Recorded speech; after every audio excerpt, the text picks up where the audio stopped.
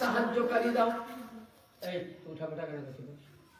তো সাহায্যকারী বলতে কি কোরআনের তাফসীরের মধ্যে আছে যে স্বয়ং রাসূলে পাক সাল্লাল্লাহু আলাইহি সাল্লাম।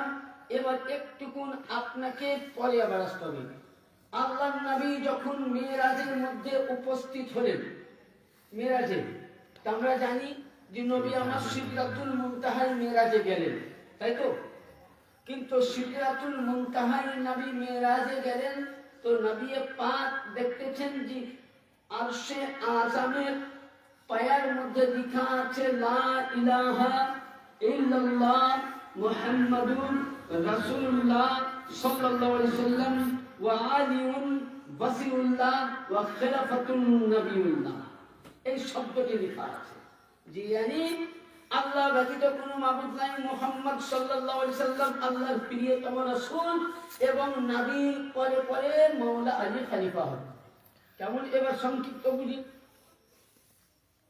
নবী আমার যখন মেরাজ করে আসলেন তো দেখবেন যখন কোনো মানুষ, আপনাদের গ্রামে হাজী সাহেব আছে কি?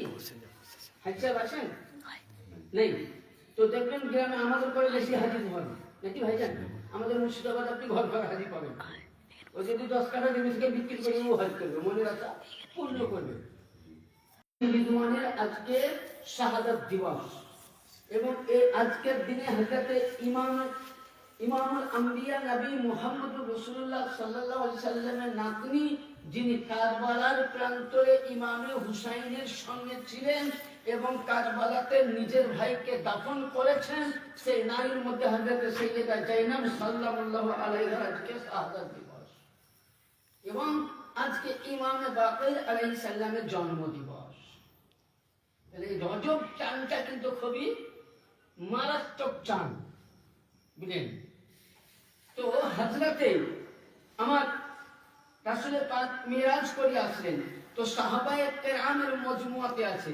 তো এখনো সময় মৌলভী সাহেবরা বলেন যে আল্লাহর নবী নামাজ নিয়ে আসলেন, ঠিক আছে, কিন্তু নবী পাক সাহেবে রাওলা সাল্লাল্লাহু আলাইহি সাল্লামের হস্ত মুবারকে একটা যেন কিছু আছে, কিছু মুড়া আছে একটা কাগজে।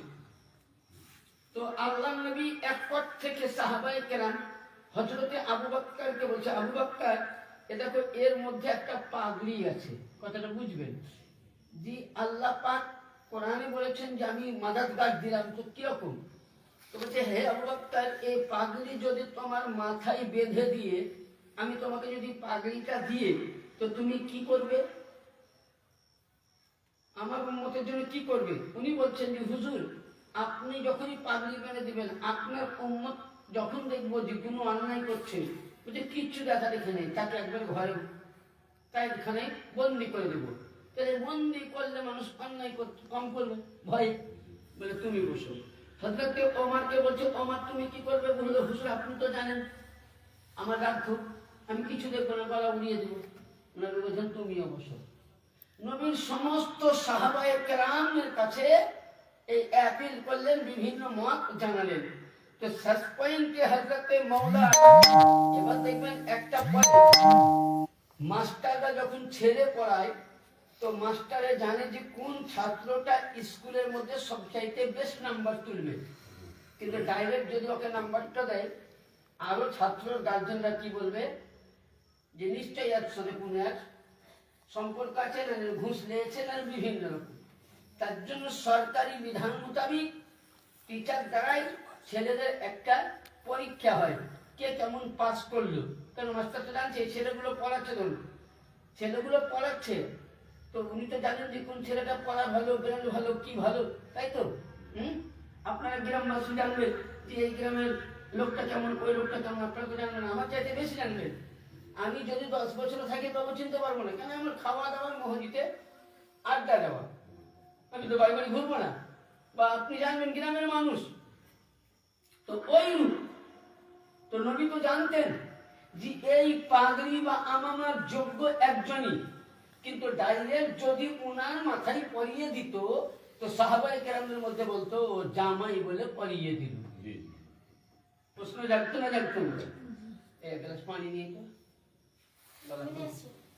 ঠান্ডা পানি আনিস না বাবা, টাটকাই না। তো বলছে ডাইরেক্ট যদি পরিয়ে দিত তাহলে কি হতো?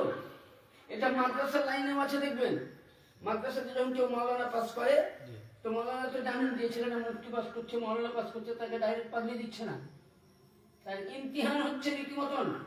নেওয়ার পরে তার 1 নম্বর 2 নম্বর 3 নম্বর একটা সিরিয়াল হয়, সিরিয়াল বাই আপনাকে কিন্তু পাগড়ি দেওয়া হয়, সার্টিফিকেট দেওয়া হয়। তাহলে সবই জায়গায় একই। কিন্তু নবীও দেখলেন যে ওই জায়গায় যদি ডাইরেক্ট হযরতে আলীকে এইভাবে পাগড়িটা নিয়ে বেঁধে দেয়, তো লোকে বলবে জামাই বলে, চাচাতো ভাই বলে দিয়ে দিল।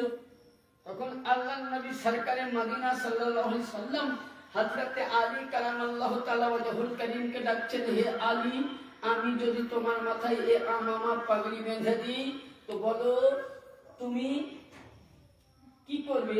তার আগে একটা কথা, হযরতে আমার রাসূলের পাক সাল্লাল্লাহু আলাইহি সাল্লাম যখন মিরাজে গেলেন, তো জান্নাতে 8টা জান্নাত আছে, 7টা জাহান্নাম আছে। তো উনি 8টা জান্নাতের দরওয়াজায় দরওয়াজায় লেখা দেখলেন মুহাম্মদ থেকে শুরু করে পাক পঞ্জনের নামে পাওয়া। এরা বলছে যে না, শুধু শুধু আলী আলী করলে আমরা নাকি শিয়া হয়ে যায়। এখনো কি শিয়া সম্পর্ক বুঝতে পারলাম না। কোরআন পাকে আছে আমিন শিয়াতি আলা ইব্রাহিম। শিয়া মানে হচ্ছে স্মরণকারী। আর যারা পরিচিত শিয়া সুন্নিদের সঙ্গে মিলবে না। একটুকুন বলি, আমরা পীর মানি তো, মানি কিনা? হ্যাঁ, আমরা মাজার মানি তো, আমরা কবরে জিয়ারত করি তো, আমরা মা বাপকে পায়ে ধরে সালাম করি, হ্যাঁ, বুকে বুক মিলাই। এরা একটা মানে, এরা রাসূলকে মানে, মওলা আলীকে মানে। আমরা আবু বকরকে মানি না, মানি না? সাহাবী বলে ওমরকে মানি না, মানি না? ওসমানকে মানি না, মানি না? কিন্তু এরা মানে না। এরা সব সাহাবীকে মানে না। কিন্তু আমরা নবীর 1,25,000 সাহাবী সকলকে আমরা কি করি? তাজিম করি। কি করি? তাজিম করি, শ্রদ্ধা করি, ভালোবাসি।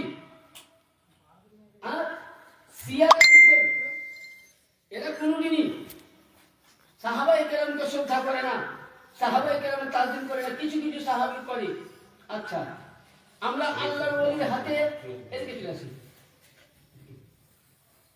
এই বাবু তোরা এদিকে চলে যা। সবাই দিকে চলে। আল্লাহর ওলির হাতে বাইয়াত গ্রহণ করি, কিন্তু এরা বাইয়াত গ্রহণ করে না। লজ্জা লাগে না?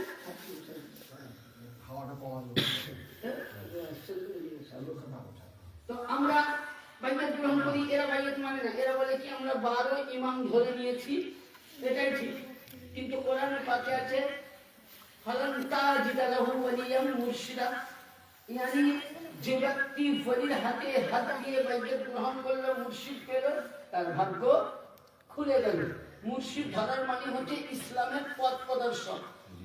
হ্যাঁ, যেমন ধরুন আমি আপনাদের গ্রামে আজকে চাকরি করতে এসেছি, আমি এই জায়গার খবর জানতাম না। হ্যাঁ, এই ভাইয়ের মারফত, ইনার মারফত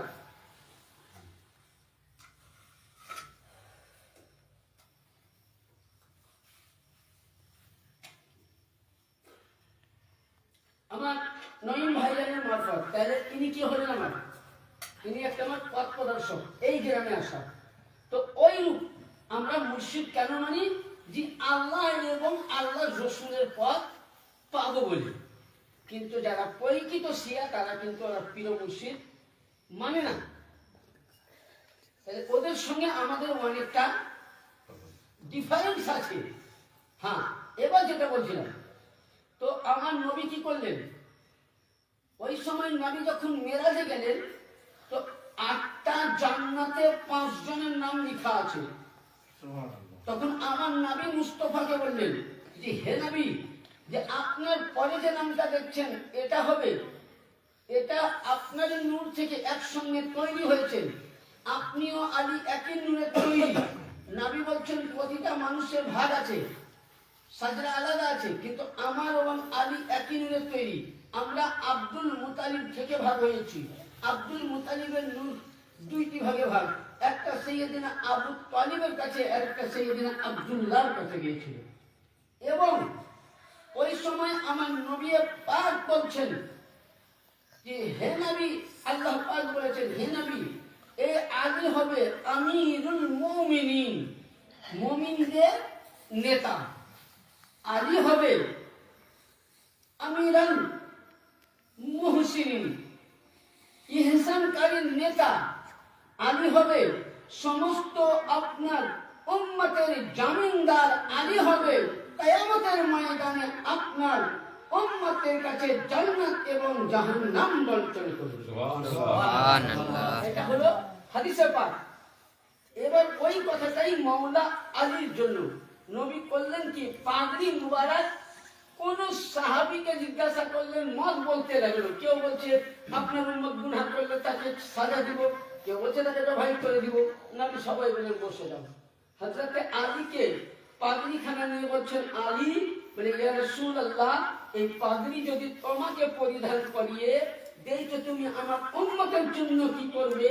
একটা পাগড়ি জুব্বা যেটা স্বয়ং আল্লাহ পাক মেরাজের সময় আমার নবীর হাতে দিয়েছিলেন, যে আপনার পরে যিনি উম্মতের জামিনদার, আপনি যাকে আমিরুল মুমিনিন বানাবেন, আপনি যাকে খলিফাতুর রাসূল বানাবেন, আপনি যাকে আপনার পুরো খোদাইয়াতের দায়িত্ব দিবেন, তার মাথায় পাগড়ি এবং এই জুব্বা পরাবেন। তো হে আলী বলো আমার উম্মতের জন্য কি করবে? অনেকে তো ওমর বলল, আপনি যখন পাগড়ি আমায় পরাবেন, উম্মত গুনাহ করলে তাকে জবাই করে দেব। আবু বকর বলল, তাকে আমি জেলে ভরে দিব। বিভিন্ন মত। তো তোমার মত কি? মাওলা আলী বলতেছেন, ইয়া রাসূলুল্লাহ, আপনার উম্মত যখন দেখবো গুনাহ করতেছে, তো আপনি যে আল্লাহর তরফ থেকে আমাকে জুব্বাটা দিয়েছেন, এই জুব্বা দিয়ে আমি উম্মতের গুনাহকে আমি ঢেকে নিব। সুবহানাল্লাহ, সুবহানাল্লাহ, সুবহানাল্লাহ। আমার নবী পাক বললেন যে তুমি হলে এই পাগড়ির খেলাফতের কি যোগ্য। বুঝতে পারছেন? এবার আসুন, তখনই আল্লাহ পাকের কাছে নবী কিন্তু তার আগে চেয়েছিলেন, অকুল রব্বি আদখিলনি মুদখালা সিদকিন আখরিজনি মুখরাজা সিদকিন ওয়াজআলনি মিন লাদুনকা সুলতানান নাসিরা। হে আল্লাহ, পবিত্র কাবায় আমি প্রবেশ করলাম সত্য হিসাবে, কাবা থেকে বার করো সত্য হিসাবে, কিন্তু আমাকে তুমি একটা মাদাদগার দাও। আর নবী পাক মাদাদগার মাওলা আলীকেই দিয়েছিলেন। শুধু এটা কেন বলবো, হযরত ওমর ফারুক নবীর সাহাবী, তো আমরা সাহাবীকে মানি। তো হযরত ওমর ফারুক বলছিলেন যে আমি যখন সিংহাসনের বিচারপতি ছিলাম, বাদশা, তো বলছে মাওলা আলী যদি আমার বিচারের সময় যদি আমাকে সলা পরামর্শ, দেখবেন গ্রামে মিটিং হতো, এখন তো বুঝেন মোড়লদের দাম নাই, আছে কি? হ্যাঁ, এখন মানে যারা গ্রামের কেউ কিছু পড়ালেখা জানে না, গ্রামের মান সম্মান নাই, সেই ব্যক্তি এখন গ্রামের মোড়ল। এইসব লোকের সম্মান এখন আর আছে? আমাকে দেখান। আগে আপনারা বয়োজ্যেষ্ঠদেরকে দেখেছেন কত তাজিম করেছেন, এখন করেন? এখন ছেলেরা করে? ওই ছেলেরা বড়দের সামনে বিড়ি ধরেছে, সিগারেট ধরেছে, কত রকম ভাষা চলছে। যাই হোক, আল্লাহ যদি হেদায়েত দান করে সকলকে। তো কথা হচ্ছে, তো হযরত ওমর বলছেন যে আমি হালাক হয়ে যেতাম, আমি গায়ব হয়ে যেতাম, আমি খতম হয়ে যেতাম যদি আমার খেলাফত চলাকালীন মাওলা আলী আলাইহিস সালাম যদি আমাকে পরামর্শ না দিত, আমি কোনো বিচারই করতে পারতাম না। হযরত ওমর বলছেন যে আমি বাদশা ছিলাম, কিন্তু আমার বিচার করার কোনো ক্ষমতা ছিল না। কিন্তু যখনই মাওলা আলী আসতেন, আর ওই সময় উনি বিচারে পুরো ডিটেল শোনার পরে উনি এক কথায় উনি বিচারে আমাকে ফাইসালা শুনিয়ে দিতেন। আমি পাবলিকের মধ্যে ওটা শোনাতাম। বলছে হযরতে আলী কারামাল্লাহু ওয়াজহুল কারীম আমাকে যদি পরামর্শ না দিতেন, তো আমি তোমার হালাত হয়ে যেতাম। তাহলে হযরতে মাওলা আলীকে হযরতে ওমর কতটা শ্রদ্ধা করেছেন।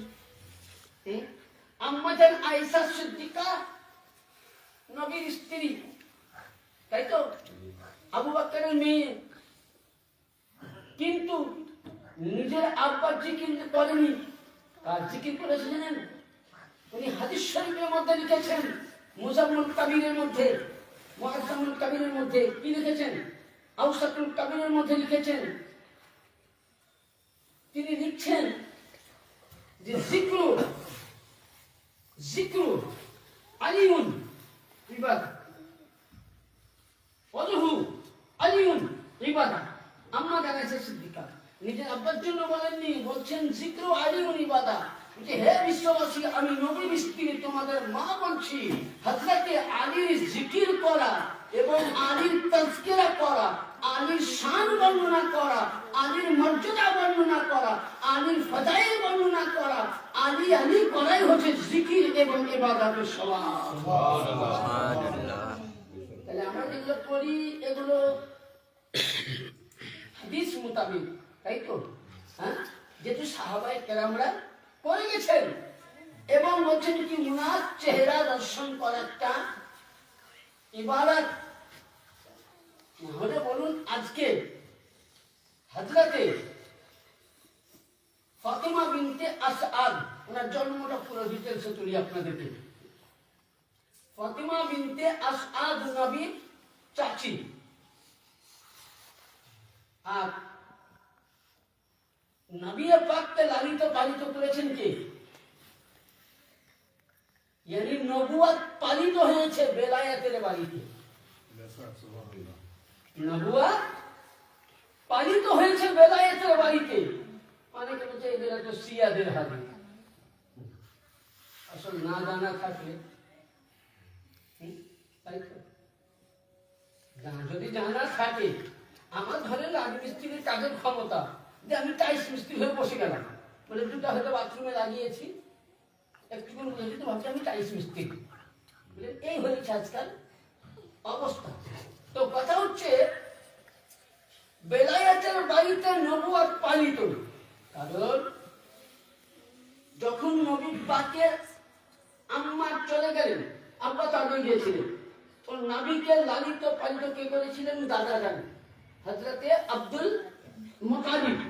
আব্দুল মুতালিব যখন রাসূলুল্লাহর বয়স 8 বছর বা 6 বছর, তখন উনি দুনিয়া ছেড়ে চলে যাবেন। তার আগে উনার 9টা ছেলেকে একত্রে ভাবে বসিয়েছেন। বলছে বলো আমার পোতা আমার রাসূল। তিনি বলছেন আমার পোতা আমার রাসূল, তাহলে উনি রাসূল বলে মেনে নিয়েছেন। হ্যাঁ, আর এখনকার মোল্লারা বলে নবীর দাদু দাদি বাপ মা এরা সকলে জাহান্নামে যাবে। তো দেখে এসছে বলবি তো, কিছু লাগবে উল্টা ঝাঁটা পিটা করতে হবে, ঘরোয়া ঝাঁটা পিটা করা হবে। মুর্শিদাবাদে যদি বলে আর বীরভূমের শেষ এলাকার আপনার সাইডে আলাপা মাছ থাকে, যে মাঝে লাভ মাপ না, তো বসে আছেন। বলছে কে নিবে বলো? হযরতে আব্দুল্লাহ ইবনে আব্বাস বসে আছেন, হারিস বসে আছেন, নবীর চাচাও বসে আছেন, ওখানে আবু লাহাব বসে আছেন। এমন সময় নবী পাক করলেন কি, কিচ্ছু বলা না, হযরত আব্দুল মুতালিব রাদিয়াল্লাহু তাআলা বলতে আছেন, রাসূলুল্লাহ করলেন কি, সাইয়্যিদিনা হযরতে খাজা আবু তালিবের কোল মুবারকে বসে গেলেন। তারপরে বসলো আবু তালিব। আচ্ছা বলে এবার আবু তালিব বেঈমান না নাম ঈমানওয়ালা? মৌলবীরা তো বলছে আবু তালিবকে জাহান্নামের জুতা পরাবে। নাউযুবিল্লাহ, নাউযুবিল্লাহ, আস্তাগফিরুল্লাহ। যার বৌমা হলো জান্নাতের নারীদের সর্দার, যার বেটা জান্নাতের বন্টনকারী, যার বেটাকে সালাম না দিলে কোনো মাযহাবের নামাজ হয় না, যার পোতাকে না ভালোবাসলে জান্নাত পাওয়া যায় না, যার বাপ ছিল আব্দুল মুতালিব, সে আবু তালিব কি করে জাহান্নামী হতে পারে? 1 নম্বর।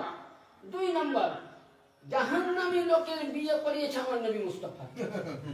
বড় দলিল, নবী বিয়ে করিয়েছে, সুন্নি কিতাবে আছে, আমাদের সুন্নি কিতাবে, আমাদের সুন্নি কিতাবে যারা নবীর চাচাকে নিয়ে লাফালাফি করে যে আবু তালিব ছোটখাটো জাহান্নামে যাবে, বলছে আবু তালিবের কলমা পড়লে ভুল হাদিস। আমি আজ অব্দি খুঁজে পেলাম না যে নবী কি বলেছেন চাচা তুমি ইন্তেকাল করছো কলমা পড়ো। এই যায়িফ হাদিসটা এরা তুলে ধরেছে, জাল হাদিসটা মানে রেখেছে, বুঝলেন? কিন্তু আরে আবু তালিব কখনই মানে ছিল, লক্ষ্য করুন, যখন আমার রাসূলুল্লাহ ইসলামের দাওয়াত দিচ্ছেন, ওই সময় নবীর বয়স তখন 40 বছর, ইসলামের দাওয়াত দিচ্ছেন, তখন নবী পাহাড়ে উঠে বলছেন, মদিনা মক্কাবাসী তোমরা এক আল্লাহর ওয়াহদানিয়ত করো, আমি মুহাম্মদ আমার প্রতি ঈমান আনো, কোরআন আমার উপর নাযিল হয়েছে। তো কেউ বিশ্বাস করেন। ওই সময় আমার রাসূলুল্লাহ ওই সময় কি করলেন? কথা বললেন, হযরতে আবু তালিব সর্বপ্রথম হাত উঠিয়েছিলেন, হ্যাঁ, ইকরার করেছিলেন। এবং মাওলা আলী ওই সময় 2 বছর বয়স, উনিও ইকরার করেছিলেন। হ্যাঁ, তাহলে লক্ষ্য করুন, তাহলে নবী চাচাকে যদি বিশ্বাস না করতো, আজকে আপনারা আমাকে রেখেছেন, যদি পছন্দ না হতো তাহলে জুম্মা দিনে বলতেন যে না ভালো লাগে না, জোর দাও, অন্য কাজ করবো, অন্যজনকে, তাই তো? সামর্থ্য করেছেন বলতে আমি আছি নাকি? তো ওই তাহলে আবু তালিব ওখানে হাত উঠিয়ে দিলেন, মানে বুঝা গেল ঈমানওয়ালা। আর ঈমানওয়ালা না হলে কাবা বাইতুল্লাহ প্রেসিডেন্ট হওয়া যায় না। হ্যাঁ, এবং ইসলামের যত যুদ্ধ আবু তালিব করিয়েছেন, শুধু এটা নয়, ইসলামকে বাড়ার জন্য হযরতে আবু তালিব, হযরত আবু তালিব উনি কি করেছেন? প্রতিদিন কয়েকশো উট জবাই করে মানুষকে দাওয়াত করে খাওয়াতেন আর মিলাদুন নবী মানাতেন। হ্যাঁ? মিলাদুন, তোমরা হাদিস খুঁজো, উপরে হাদিসগুলো দেখো। হ্যাঁ? ইমাম বুখারী, আগে তো হাদিসগুলো দেখতে হবে, হ্যাঁ নাকি? নবী চলে যাওয়ার 200 বছর পর ইমাম বুখারী জন্ম, তাহলে 200 বছর হাদিস কোথায় গেল? এগুলো ইতিহাস বলতে গেলে অনেক সময়ের দরকার। তো বলতে চাইছিলাম, তো হযরতে আবু তালিব বাড়িতে বেলায়েতের বাড়িতে নবুয়ত পালিত, আর রাষ্ট্রবেলায় নবুয়তের বাড়িতে বেলায়েত পালিত হয়েছে। হযরতে আবু তালিব নবীকে পালিত করেছেন, নবীর পরে হযরতে সাইয়্যিদিনা হযরতে রাসূলের পাক করলেন সাইয়্যিদিনা মাওলা আলাইহিস সালামকে নিয়ে লালিত করতেন। এরা চাচাতো ভাই, কিন্তু এনারা একই নিয়ত তৈরি। কখন আদম আসেনি, নবী বলছেন আনা ওয়া আলিউন বাইনা ইয়াদাহু ক্বাবলাহু আন ইয়াখলুকু আদামা 14। আল্লাহ বলছেন, আমার নবী বলছেন, ইমাম হযরতে সালমান ফারসি সাহাবায়ে কেরাম বলছেন, নবীর মুখে শুনেছি যে আদম আসার 14,000 বছর পূর্বে, কত হাজার? 14,000 বছর পূর্বে আনা ওয়া আলিউন, নবী বলছেন আনা মানে আমি, আলিউন মানে আলী, আমি এবং আলী আল্লাহ পাক নিজের নূর দিয়ে আমাদেরকে তৈরি করে আরশে আযমে রেখেছিলেন। তাহলে আদম, নবী এবং আলী একই নূরের তৈরি, বুঝলেন? তো যাই হোক, ওখান থেকে আব্দুল মুতালিবের পা ভাগ হয়েছে। আব্দুল মুতালিবের কাছ থেকে যখন আমার আম্মা জান হযরতে ফাতিমা বিনতে আসাদ 13 রজব কাবা শরীফের তাওয়াফ করছেন, তাওয়াফ দেখবেন বাড়িতে যখন মায়েদের পেটে বাচ্চা থাকে তখন আমরা খুব মেয়েদেরকে সাবধানে রাখি, খুব যত্নতে রাখি, যাতে কোনো কষ্ট না হয়, বাচ্চারও কষ্ট না, মায়েরও কষ্ট না। কিন্তু হযরতে আবু তালিব বের স্ত্রী মাওলা আলী মা, দেখবেন 2টি হাদিস আপনাকে দেই যে নবী পাক এর জন্য হাদিস আছে একই, মাওলা আলীর জন্য।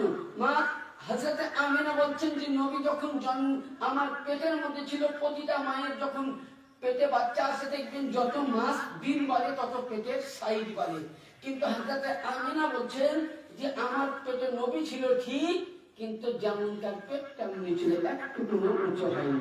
ফাতিমা বিনতে আসাদ বলতেছেন যে আমার পেটে আলী ছিল, কিন্তু একটুকু পেট কমা বলা হয়নি, কারণ দুটোই তো নূর, দুটোই তো রশ্মি।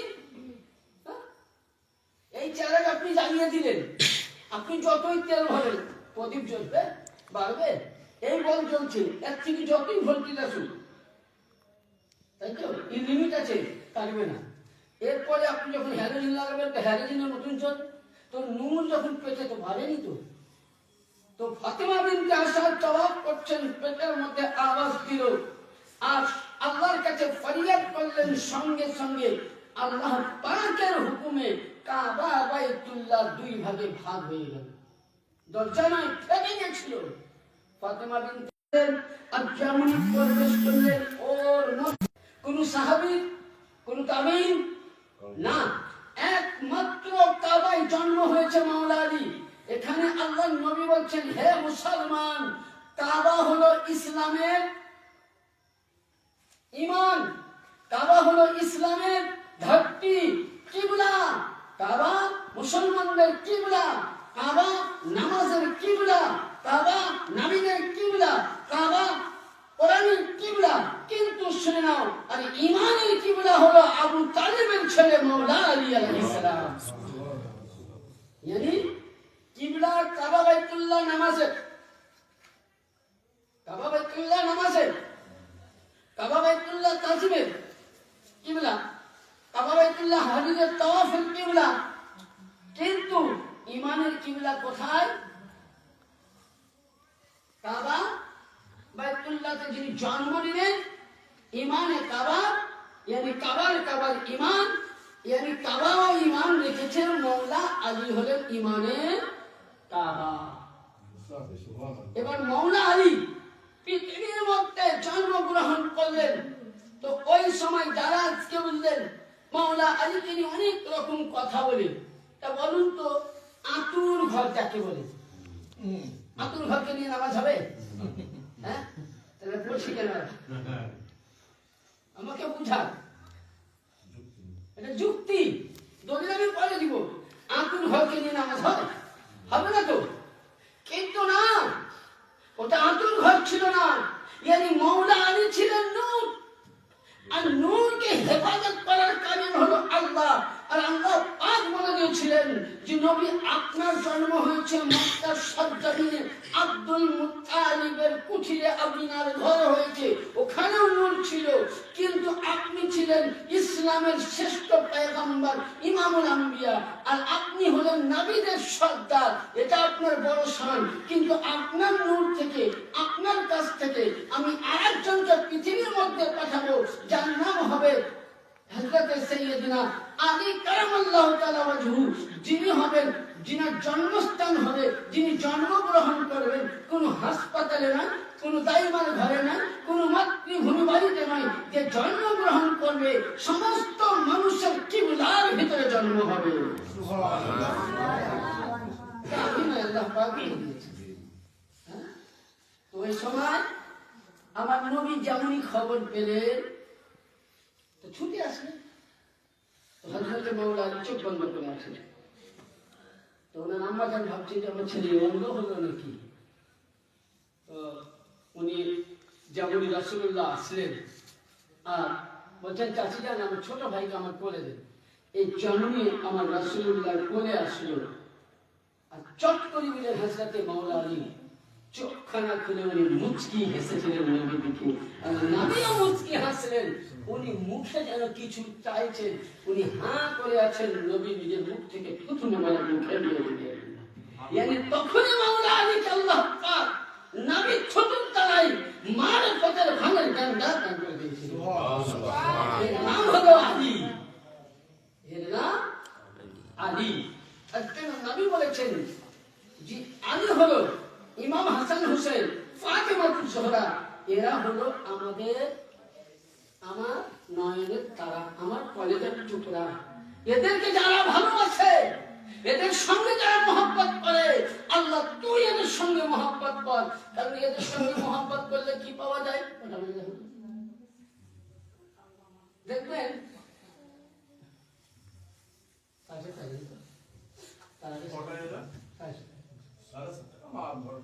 তো কথা হচ্ছে হযরতে ইমামে হাসান ও হুসাইন এনার দুই ভাই, তাই তো। কিন্তু ফাতেমাতুজ জোহরা তিন ছেলে, কয় ছেলে আর মেয়ে কয়টা? তিনটা মেয়ে, জাইনাব, কুলসুম, হযরতে রুকাইয়া, আর তিন ছেলে ইমামে হাসান, ইমামে হুসাইন, ইমামে মুহসিন আলাইহিস সালাম। উনি মায়ের পেটে গায়ে করে রাখা তিনটা মেয়ে ছিল, যে তিন মেয়ে ছিল। রোকেয়া, রোকেয়া ওনার মেয়ে ছিল, বাচ্চাই ইন্তেকাল করেছিল। হ্যাঁ, দুইটা বোন ছিল, তার মধ্যে বেশি বেশি নামটা ভাইরাল হয়েছে জাইনাবের, উনি কারবালার কথা ছিল। এবং ইমামে মুহসিন আলাইহিস সালামকে মেরে দেওয়া হয়েছিল। একটা চট্টগ্রামের হাদিস আছে, কখনো বলা যায় তাহলে কি করে মানবো? আপনি এখন বললেন যে এর একটা বিরাট হাদিস আছে, এখানে মানবো তাহলে পরে বলা হবে, ওইদিকে যাবো না। ইমামে মুহসিনের আলাদা ঘটনা আছে। উনি মায়ের পেটে শহীদ হবে, ওনাকে শাহাদাত করা হয়েছিল অন্যদিকে গেল, অন্যদিন সময় ইনশাআল্লাহ আসুন। তো ইমামে হাসান ও হুসাইন দুই ভাই ছোট, তো এদেরকে আল্লাহ পাকের নবী কেন ভালোবাসতেন? তো দুই ভাইয়ের বলছেন আমরা জানি দুটি তখতি মানে সিলেট, এটা মিশকাত শরীফে হাদিসে আছে, লিখেছেন যে বলছেন আমার আব্বাকে, বলছে আব্বা জান আমার লেখাটা কত ভালো লেখেন তো ইমামে হাসান দিয়ে করছেন, ইমামে হুসাইন দিয়ে করছেন। তো হযরতে আমার মাওলা আলী আলাইহিস সালাম বলছেন যদি বলি ইমাম হুসাইনের লেখা ভালো তো আমার বড় ছেলে দুঃখ পাবে, আর বড়টা বললে ছোটটা দুঃখ পাবে। বাপ মাদের দেখবেন কোনোদিন ছেলেকে দুঃখ দেয় না, যেমনই ছেলেদের দেখবেন ছেলে যদি চুরি করে, চামারি করে, ডাকাতি করে, কিন্তু মা কিন্তু ছেলে তার পর্দা দিয়ে মানে তার আঁচল দিয়ে ঢাকে না আমার ছেলের ভাবে, পরে হয়তো বাড়িতে ডাকে শাসন করে দাঁড়া। তো এর নাম হলো মা। তাহলে আলী আলাইহিস সালাম বলছেন বাবা এর বিচার আমি করতে পারবো না, তোমরা মায়ের কাছে যাও। হযরতে ফাতিমা তাহার পাকের কাছে বলতে আমি জান আসসালামু আলাইকুম, এই বিচার দুটো কি করব? তুই কোথায় গেছিলে? বলে আব্বা জানতে কাছে, বলে আপনি বিচার করেন। বলছে আচ্ছা। উনি চিন্তা করলেন যিনি শেরে খোদা, যিনি বেলায়েতের ভান্ডার, যিনি ওলিদের সর্দার, যার স্থান নবীর পরে, আমি তার বিচার কি করব? সে যখন করবেন আমি এর বিচার কি করব? ইনি বললেন বাবা আমার দ্বারা হবে না, তোমার নানা জানের কাছে যাও। আর নানার কাছে দুইটি সন্তান হযরতে আলী ফাতেমা চাইতেও বেশি প্রিয় ছিল, দুটি সন্তান। আল্লাহ নবী দুই ভাইকে কোলে নিয়ে বলছেন মনে মনে আল্লাহ তুমি আজকে আমাকে কি পরীক্ষায় ফেলেছো? আমি হুসাইনকেও ভালোবাসি, আমি হাসানকেও ভালোবাসি। হাসান ও হুসাইন হলো আমার কলেজের টুকরা, হাসান ও হুসাইন আমার একই নূর। নবী নিজেই বলেছিলেন হুসাইন বিনি ওয়া আনা মিনাল হাসান, ইয়ানি আমি আর হাসান ও হুসাইন একই নূর। আমি হুসাইন হইতে হুসাইন আমার হইতে। বুঝতে পারছেন হাদিস? সব বলবিদের বলে, কিন্তু এই হাদিসটা বলবে তর্জমা করবে, তুমি না নবী বলেছেন সে মানবে, কিন্তু এটা পরীক্ষিত বিশ্বাস করে না, কারণ ইমান ওয়ালা হবে। নবী বলছেন হুসাইন মিন্নি, মিন্নি মানে হুসাইন মিন্নি ওয়া আনা মিনাল হুসাইন, আমি হুসাইন হইতে হুসাইন আমার হইতে। কতটুকু বুঝতে পারছেন কত দূর? এরা বলে যখন বলবেন আপনি তো বললেন হাসান হুসাইন, না এরা সাহাবীর মধ্যে তাবেঈনের মধ্যে পড়ে, কিন্তু কখনোই তারা এটা বিশ্বাস করে না। আজকে আপনাকে আমাকে প্রতিটা মৌলবীরা বক্তব্য রাখে, দেখবেন আপনি আমার মাথায় এমনই একটা ঘোল ঘেঁটে দিয়েছে বুঝলেন, যে মানে সে দুধ থেকে যেমন বলে ছেনা করতে করতে করতে বলে ঘোল হয়ে যায়, ওই ঘোল ঘেঁটে দিয়েছে। বলছে হ্যাঁ আমি বলেছেন সাহাবায়ে কেরাম, তারপরে নবীর পরিবার হাদিস আছে যে নবীকে যতটা ভালোবাসো নবীর আহলে বাইত তো অতটাই ভালোবাসো, তারপরে সাহাবায়ে কেরাম। কারণ হচ্ছেন সাহাবাকে মহব্বত করা সুন্নাত, আমরাও সাহাবাকে মানি। নবী বলছেন আসহাবাকা নুজুম, সাহাবায়ে কেরাম হলো আসমানের তারা, আর আমরা সাহাবায়ে কেরামের পায়ের ধুলোকে মাথার তাজ মনে করি।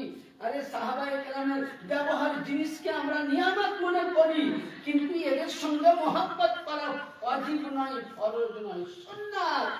আর আহলে বাইতের সঙ্গে মহব্বত করা ওয়াজিব। নামাজ বন্দেগীতে করার আগে হুব্বে আহলে বাইত না থাকলে কোনো নামাজই কবুল হয় না। সুবহানাল্লাহ। এখনো মহামানবদেরকে আমরা অস্বীকার করি, মানে সালামও দেই, নামাজও সবই করি, কিন্তু এদিকটা আর বিশ্বাস করি না, মানে ভুল ঘাটিয়ে দিচ্ছে বলে। হ্যাঁ আরে ঠিক বলছে বলে এরা তো শিয়া মৌলবী হয়ে গেছে। সব সাহাবীকে তো মানাও যাবে না, এরা তো শিয়া মৌলবী হয়ে গেছে, কি বলবেন? কিন্তু না, এখন অব্দি মুহাম্মদের রাসূল কাকে দেখতে হবে আহলে বাইতের। কারণ আমি বলছি না, কোরআন থেকে সব দলিলগুলো আছে। এবার রাসূল আমি বলতে চাইছিলাম তোরা আল্লাহ পাককে বলছে আল্লাহ জিবরাইল বলে লাব্বাইক রব্বে কবি, বলছে তুমি জান্নাত থেকে 7খানা কড়ি নিয়ে যাও। কি কড়ি? কেউ বলেছে ফল, কেউ বলেছে কড়ি। তো বলে এই কড়িটা নবীর হাতে দাও, যার ভাগে চা তার লেখা ভালো হবে।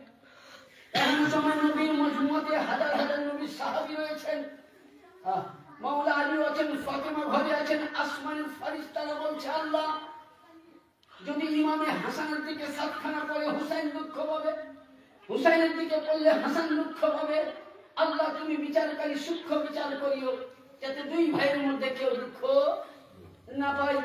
নবী আমার অঝরে কাঁদছেন আর কলি কায়দা নিয়ে হাত মুবারকে নবী পাক আসমানের দিকে লক্ষ্য করে দিলেন আর ফেলতেছেন। নবী বলছেন আল্লাহ এর বিচার তুমি করো। বলছেন রাসূল আপনি ফেলে দেন, বিচার আমি করে দেব। আপনি ফেলুন তো, বিচার আমি করবো, একটা বিচার হবে। উনি করলেন কি, যেমনই ফেললেন তিনখানা কলি মুবারক, একদিকে মাওলা হাসানের, একদিকে তিনখানা মাওলা হুসাইনের। বাকি কয়টা থাকলো? একটা। হাদিস শরীফের মধ্যে আছে আল্লাহ পাক বলেন জিবরাইল বলে রব্বুল আলামিন বলে কলিটা আমার কাছে আনো। আল্লাহ পাক নিজের কুদরতি হস্ত দ্বারাই দুই ভাগে ভাগ করে নিজে ফেলে দিলেন আর সঙ্গে সঙ্গে ইমামে হাসানের এক ভাগ ইমামে হুসাইনের দিকে। ইয়ানি নবী বলছেন ভাই আল্লাহ বিচার করে দিয়েছে, তোমাদের দুইজনাই একই। আল্লাহকে আমার রব্বুল আলামিনের কাছে নবী বলতেছেন রব্বুল আলামিন তুমি বিচার কেমন করলে? ইমামে হাসানের দিকে তুমি ওইটার একটাকে ভাগ করে দিলে, এর দিকেও চারটা ওর দিকেও চারটা হয়ে গেল। বলে কারণ শুনুন, বলে নবী যাদের জন্য আমি কোরআনে বলেছি কুল্লা আসআলুকুম আলাইহি আজরান ইল্লাল মুআদ্দাতা ফিল কুরবা, আমি দুনিয়াবাসীকে সবকিছু দিয়েছি, তোমাদের কাছে কিছু চাই না। তোমার প্রেমিক, তোমার নিকটবর্তী আমার নিকট হযরত আলী, আমার কাছে সালেহীন ফাতিমা, আমার কাছে নেককার ইমাম হাসান, ইমামে হুসাইন। হে নবী আপনি আমার মেহবুব, আপনি যখন আপনার নাতিকে দুঃখ দেওয়ার জন্য বিচার করতে পারেননি, হযরতে আলী যখন বিচার করতে পারেননি, ফাতিমা বিচার করতে পারেনি, তো আমি আল্লাহ কি করে দুই ইমামকে দুঃখ দিতে পারি? তাই আমি একটি করিতে দুই ভাগে ভাগ করে দুজনকে সূক্ষ্ম বিচার করে দিয়েছি। তাহলে স্বয়ং আল্লাহ তাদেরকে মহব্বত করেছেন। কিন্তু ওই আল্লাহর সৃষ্টি রিজিক খাওয়া আমরা তো কোরআন বলি না ভালো করি, তাই না? আমি বলি না, কোরআন শুনবে বলছে ফাবে আইয়ে আলা ইরাবিকুমা তুকাজ্জিবান। আল্লাহ বলছেন হে বান্দা ফাবি আইয়ে আলা ইরাবিকুমা তুকাজ্জিবান, হে বান্দা আমার কোন কোন কোন কোন নিয়ামতকে তুমি অস্বীকার করবা? বলেন কোরআন শুনবে না? আমি কেন বলবো? কোরআন শুনবে বলেছেন। সূরা নিসাতে দেখুন তারপরে কি বলেছে? আতিউল্লাহ, আল্লাহর ইতাআত করো, অতি রাসূল, রাসূলের ইতাআত করো। আবার আল্লাহ কোরআন বলছে ওয়া আমিনু বিল্লাহ, ইয়ানি নবীর পরে নবী যাকে রাস্তা দেখিয়ে দিবে তার ইতাআত করো। তো নবী কার রাস্তা দেখিয়ে দিয়েছিলেন? গাদির ঘুমে কার রাস্তা? মাওলা আলী তাফসীর করে। তার জন্য আমি কালকে জালসাতে বলে এসেছিলাম, ভাইজান ছিলেন, যে কোরআন পাকে 450টা আয়াত মাওলা আলী আহলে সম্বন্ধে আছে। আমি রিসার্চ করে আমার ছোট্ট জ্ঞানে একটা করি বার করেছি। আরে পুরো কোরআনটা যদি দেখেন তো জিক্রে আহলে বাইত, জিক্রে রাসূলুল্লাহ। কারণ আমি তো বলি না, আল্লাহ পাক নিজে বলেছেন কোরআন শরীফে ওয়াকুল জাআল হাক্ক ওয়া যাহাকাল বাতিল। আল্লাহ পাকের নবী যখন অকুল রব্বি আদখিলনি মুদখালা সিদকিন আখরিজনি মুখরাজা সিদকিন ওয়াজআলনি মিন লাদুনকা সুলতানান নাসিরা, কাবায় ঢুকলেন, মুনাজাত করলেন, ফরিয়াদ করলেন আল্লাহ আমাকে সত্যভাবে ঢুকিয়েছো, কাবা থেকে বার করছো, আল্লাহ তুমি আমাকে সুলতান মনে মাদাদগার দাও। এবং কেন? অকুল জাআল হাক্ক, যাকে আমি পেলে যার সাথে হক চলবে, যার সামনে যাকে আমি পেলে সে হকের দিকে থাকবে, আর যে আসবে বাতিল ধ্বংস হবে। মানে আল্লাহ পাক বললেন যে যাও নবী আমি আলীকে দিলাম, আলী যেদিকে যাবে হক সেদিকে যাবে, আলীর ঘরানা যেদিকে যাবে কোরআন সেদিকে যাবে, আহলে বাইত যেদিকে যাবে ইসলাম সেদিকে যাবে। এটা আমি না, কোরআনের তাফসীর গুলো খোলা, তাহলে কি বোঝা গেল? হ্যাঁ, কিন্তু কোরআনের মধ্যে ফবে আইয়া রাব্বিকুমা তুকাজ্জিবান, বান্দা রে তুমি আমার কোন কোন নিয়ামত অস্বীকার করবে বল? তাহলে এত নিয়ামত দিয়েছে, তাহলে আমরা তো সবই অস্বীকার করে দিচ্ছি। খালি আমরা কি মেনেছি? নামাজ পড়ো, রোজা করো, যাকাত দাও, আর কি করো? হজ করো, মা বাবাকে সালাম করো, এইটুকুনি। বাকিগুলো মানি?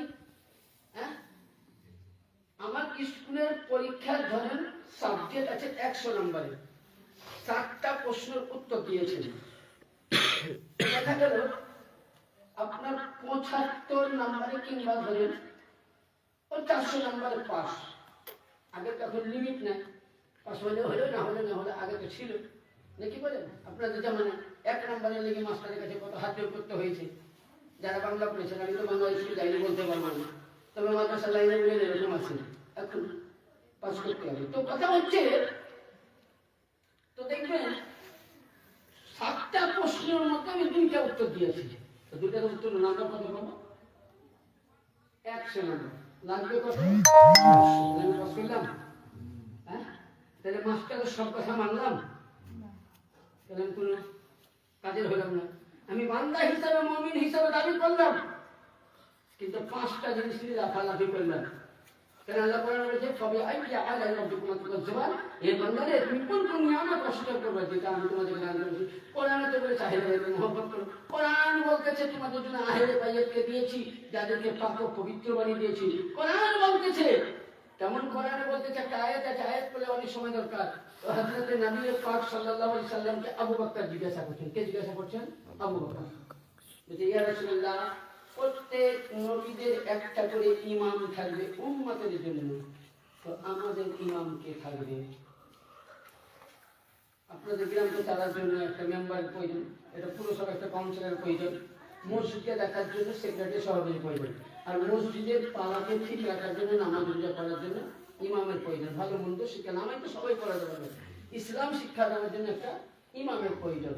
তো হযরত আবু বকর বলছেন, ইয়া রাসূলুল্লাহ, কিয়ামতের ময়দানে প্রতিটা নবীদের ইমাম থাকবে, তো আমাদের ইমাম কে হবে? তো নবী বলছেন, কোরআন শরীফে আছে আয়াত, তর্জমা দিচ্ছি অনেক বড়।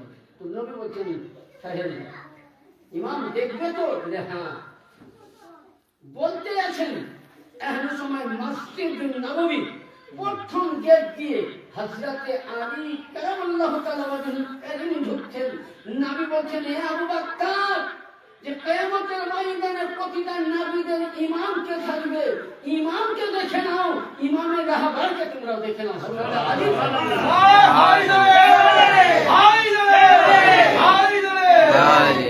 তাহলে কি বুঝা গেল? যে ইমামদের আমাদের রাহবার কে? আবু বকর বলছেন, কোরআনের আয়াতে আছে। কে বলছেন এটা? আবু বকর, আমি নয়। হ্যাঁ, এটা বুঝতে পেরেছেন যে আবু বকর হযরতে আলীকে রাহবার বলে মেনে নিয়েছেন, ওমর মেনে নিতে মানেননি।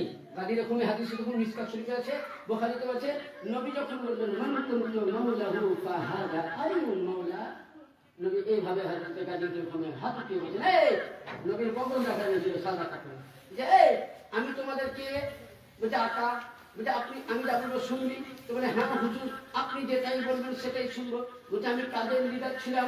আমার আল্লাহর নবীকে বলছেন, ইয়া রাসূলুল্লাহ, আপনি ফারিস্তাদের লিডার ছিলেন, নবীদের লিডার ছিলেন, এক কথায় সমস্ত জিনিসকে লিডার ছিলেন, নেতা ছিলেন। তো বলে, আমার পরে কে হবে জানিস?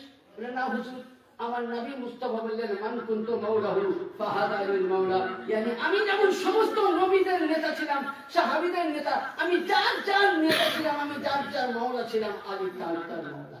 যখন এই কথাটা বললেন, হযরত আবু বকর এবং ওমর, ওসমান তিনজনে উঠে গেল। উঠার পর তিনজনে কি করলো? মাওলা আলীর সঙ্গে বুকে বুক মিলালো। হাদিস শুনুন, কোরআনে আছে, এটা শুধু 6 পারা সূরা মাইদাতে আছে, তরজমা দিচ্ছি, সূরা মাইদাতেও আছে না। তো যখন বুকে বুক মিলিয়ে দিলেন, হ্যাঁ বুঝলেন, বুকে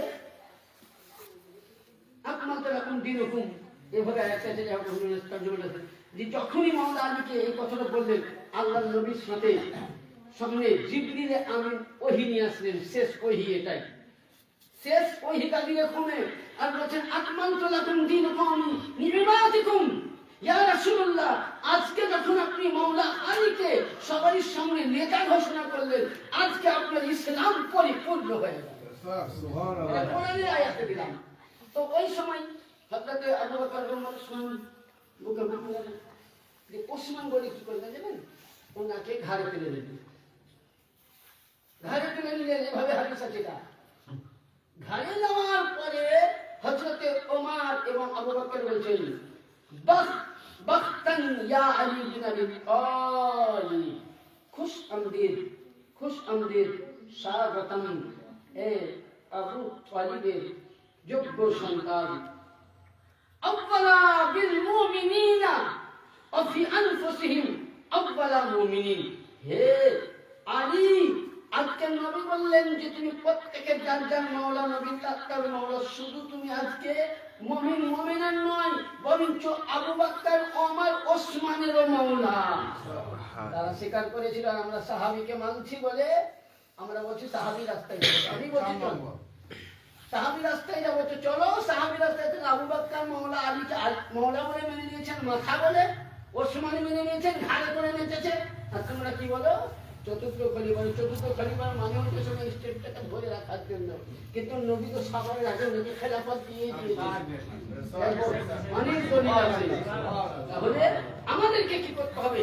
আমি প্রত্যেকেই বলবো সাহাবায়ে কেরামকে ভালোবাসতে হবে, কিন্তু সাহাবাদেরকে মহব্বত করা সুন্নাত, আহলে বাইতের মহব্বত করা ওয়াজিব, ফরজ।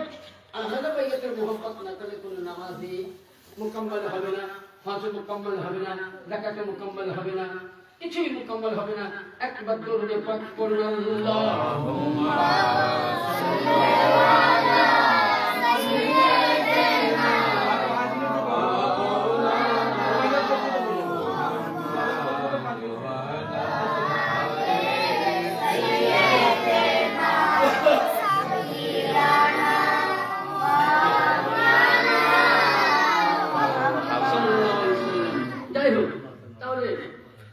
সংক্ষিপ্ত আলোচনা করলাম। ইনশাআল্লাহ আল্লাহ যদি কখনো হায়াত রাখেন, যদি সময় দীর্ঘ পায়, তো এই আহলে বাইত কোথা থেকে এলো, কিভাবে এলো, কখনো যদি আল্লাহ আমাকে সময় দেন, এই গ্রামে সাহাবীদের দলিল দিয়ে, কোরআন হাদিস দিয়ে, আমি যত কথা বলি কোরআন হাদিস সারা হয়তো ভাই কালকে গিয়েছিলেন ওয়াজ করতে, এক দাদা হয়ে গেছিল।